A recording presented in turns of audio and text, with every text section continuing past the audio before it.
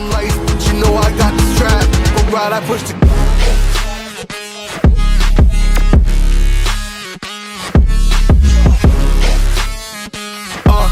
I do the dash, on my way to the bag, boy, you know I push the gas. Mako is SeaWorld Orlando's B&M Hypercoaster and is one of my favorite roller coasters of all time. And this is a ride that can be described in one word: airtime. Now, the main reason I like B&M Hypers so much is that they're generally very smooth and they are full of airtime, and Mako fits that description perfectly. As with most rides, some of the airtime moments on Mako are much stronger than the others. However, Mako doesn't have a single weak airtime moment. So let me talk about some of my favorite airtime moments on Mako. Starting off right at the beginning of the ride is the first drop.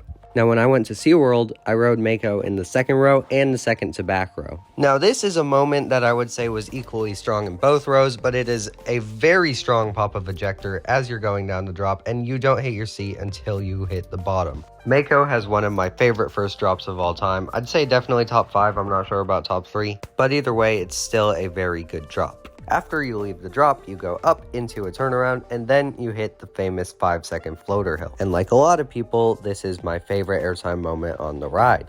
Now, I'm sure you will be able to figure out what it is pretty easily after I said the 5-second floater hill. It is basically 5 seconds of floater airtime.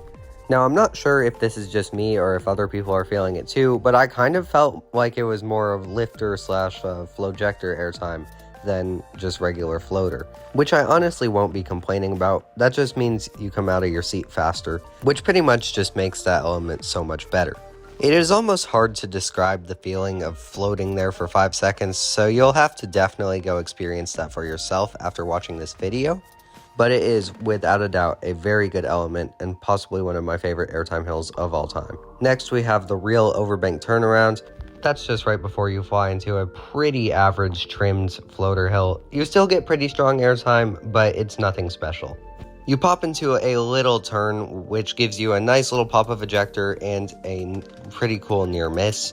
Then there's the speed hill, which I won't lie, it gives pretty strong ejector. I should probably now mention that most of these airtime moments are stronger in the front rows, but even if you choose to ride the back, they're still pretty fun. Mako has pretty short trains, so it won't affect your ride experience very much. You then fly up into mid-course, get a nice pop of airtime coming off of that. It's almost like a weird bit of sideways airtime, but that doesn't matter because next you're thrown into a small floater hill. That small hill gives pretty good sustained floater airtime, but then you're into your finale, which is just the bank turns over the lake.